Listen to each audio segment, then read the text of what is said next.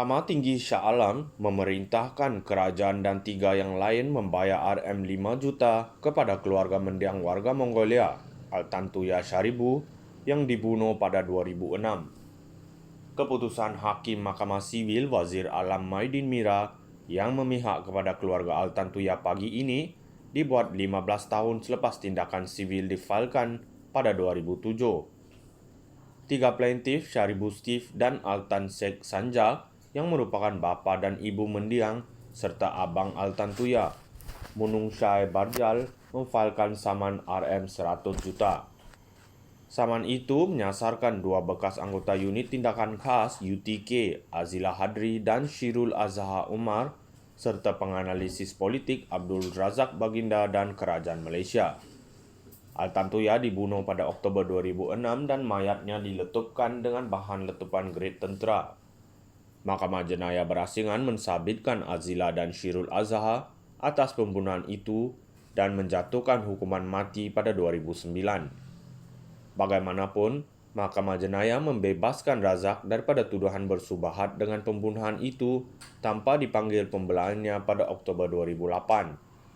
Semasa prosiding yang dijalankan dalam talian hari ini, Wazir memerintahkan 4 defendant turut membayar faedah tahunan sebanyak 5% bagi pampasan RM 5 juta, serta setiap defendant membayar kos RM 25,000 kepada keluarga. Wazir, yang sebelum ini dinaikkan ke Mahkamah Rayuan tetapi hari ini mempengerusikan kes Mahkamah Tinggi, memutuskan bahawa keluarga Altantuya berjaya membuktikan saman sivil mereka terhadap 4 defendant berdasarkan imbangan kebarangkalian.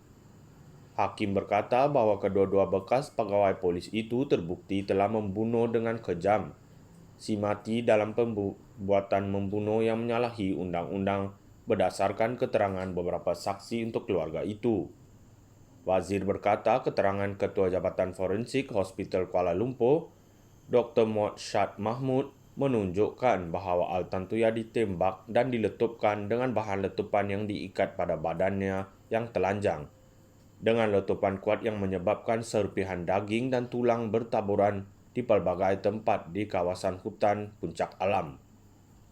Wazir menyatakan bahawa Razak juga bertanggungjawab kerana dia adalah kaitan penglibatan Azila dan Shirul dalam pembunuhan itu pada akhir Oktober 2006.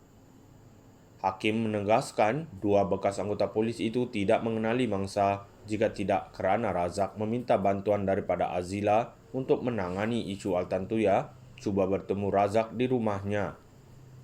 Wazir berkata keterangan semasa perbicaraan Mahkamah Sivil ke atas saman itu menunjukkan bahawa Altantuya dan sepupunya, Namira Gremla, datang ke Malaysia pada Oktober 2006 untuk bertemu Razak, yang disebut Hakim sebagai individu yang menjalin hubungan dengan Altantuya ketika itu.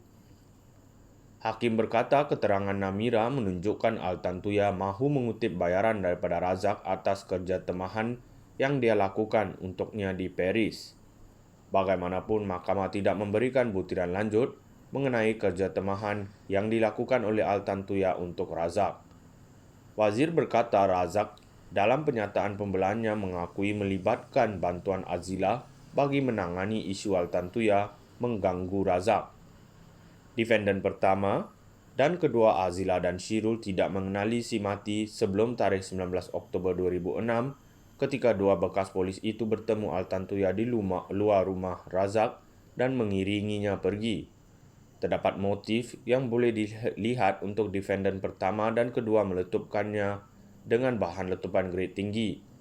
Satu-satunya kaitan antara defendant pertama dan kedua dengan si mati ialah defendant ketiga, Razak, kata Wazir.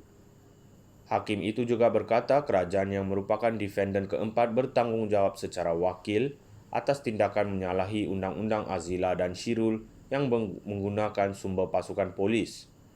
Peguam Sanggit Kordio mewakili keluarga manakala Azila dan Shirul tidak diwakili.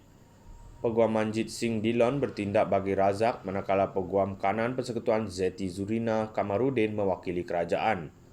Azila kini dipenjara sementara menunggu hukuman mati di Malaysia.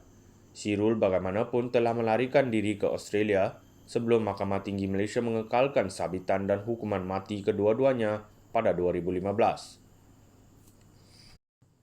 Mahkamah Tinggi Shah Alam memerintahkan kerajaan dan 3 yang lain membayar RM5 juta kepada keluarga mendiang warga Mongolia, Altantuya Sharibu, yang dibunuh pada 2006.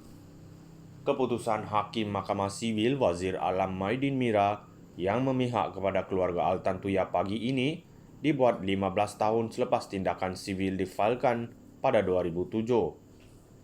3 plaintif, Sharibu Steve dan Altan Sheikh Sanja, yang merupakan bapa dan ibu mendiang, serta abang Altantuya, Munung Shai Barjal, memfailkan saman RM100 juta.